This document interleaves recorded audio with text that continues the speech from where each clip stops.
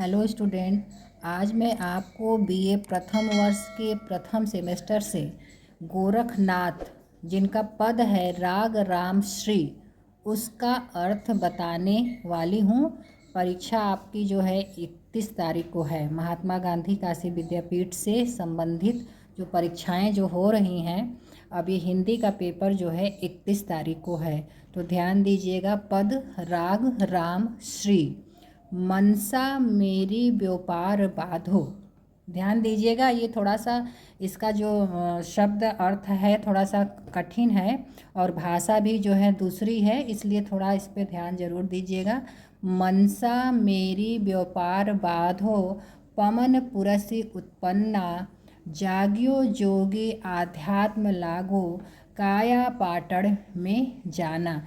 ये ध्यान दीजिएगा कि ये योग से संबंधित है, जो योगी हो जाता है वो उससे संबंधित ये सारे पद हैं। तो क्या है? मनसा मेरी व्यापार बाधो। मनसा इच्छा, देखिए मैंने प्रयास किया है बहुत सरल शब्दों में आपको इसका अर्थ बताने के लिए। मनसा, मनसा मतलब इच्छा। सडसा, सडसा क्या होता है?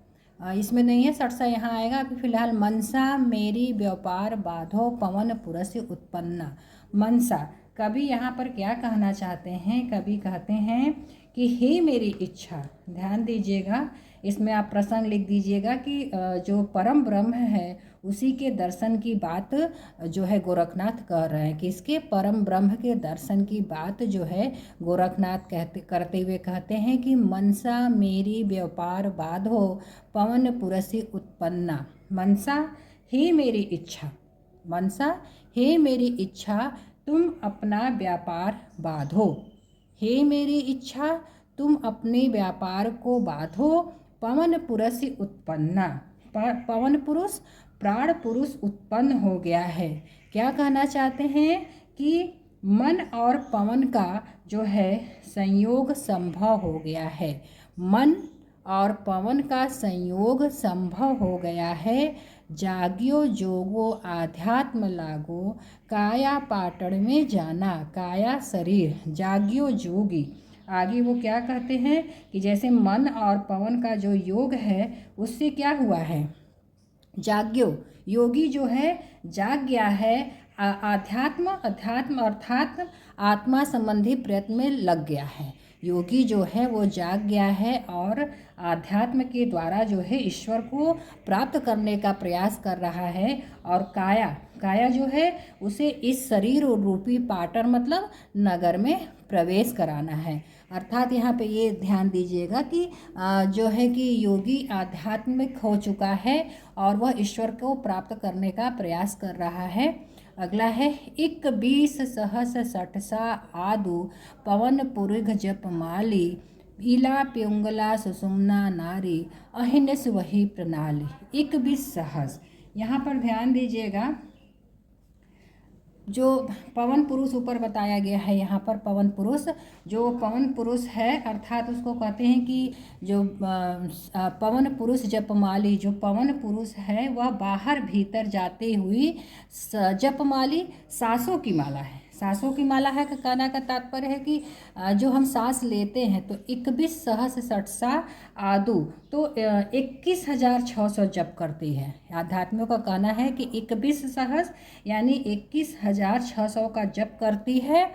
ईला पिंगला सुषुम्ना, ध्यान दीजिएगा ये सब नाड़ियों के नाम हैं। तो ईड़ा, पिंगला और सुषुम्ना की नाड़ी मतलब नलियों में जो है पवन, अहिनिसी वह प्रणाली, पवन जो है लगातार बहता रहता है। योगियों का ये कहना है कि व्यक्ति जो है दिन भर में 21,600 बार सांस लेता है।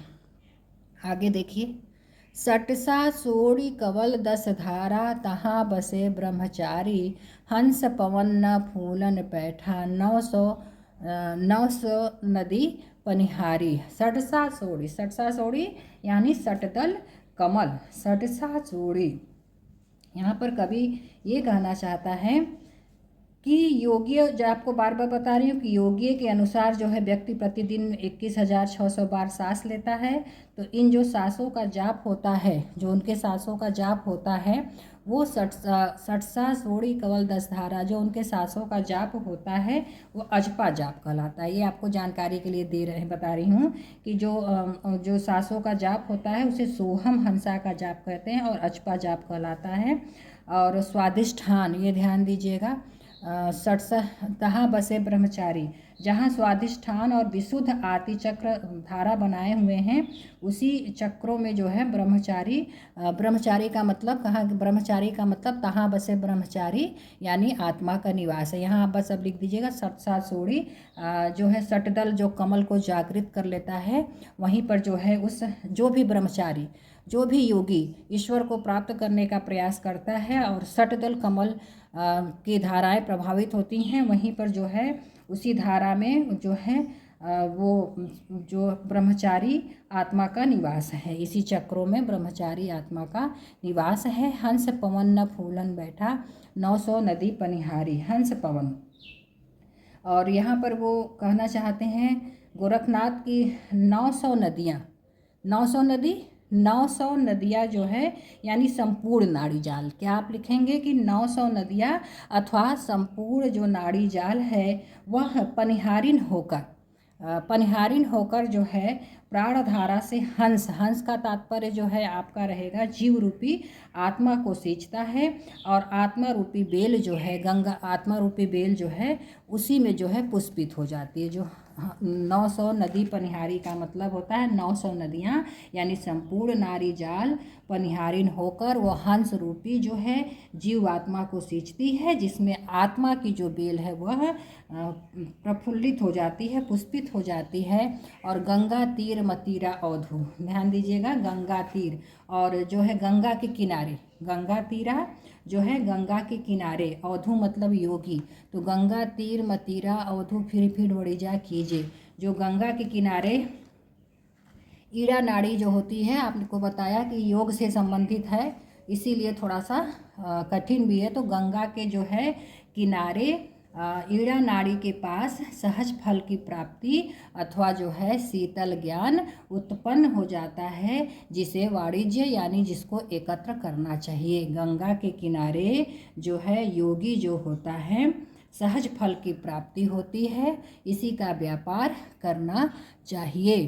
अर्घ बहंता उर्घ लीजे, रवि सस मेला कीजे, चंद सूर दो गगन बिलोधा, भैला घोर अंधार। अर्घ बहंता, कभी यहाँ पे क्या कहते हैं, कभी कौन, गोरखनाथ की जो नीचे बहने वाली धारा होती है। अर्घ बहंता जो नीचे बहने वाली पवन की धारा होती है, जो अमृत की धारा होती है, उसे अर्घ बहंता उर्घे कीजिए। उसे कहाँ ले जाइए, ऊपर की ओर ले जाइए, ऊपर की ओर ले जाइए। रवि सस मेला कीजिए, तो वहाँ पर जो है सूर्य और चंद्र, रवि सस मेला कीजिए, जो सूर्य और चंद्र नाड़ी हैं उसका मेल कीजिए। चंद सूर दो गगन बिलोधा, भैला घोर अंधार, क्योंकि ब्रह्मांड में कहा जाता है कि ब्रह्मांड होता है, इन दोनों में जब चंद्र और सूर्य, चंद्र और सूर्य नाड़ी का लोप हो जाएगा तो अंधकार हो जाएगा। क्या कहना चाहते हैं, तो इससे योगी जो है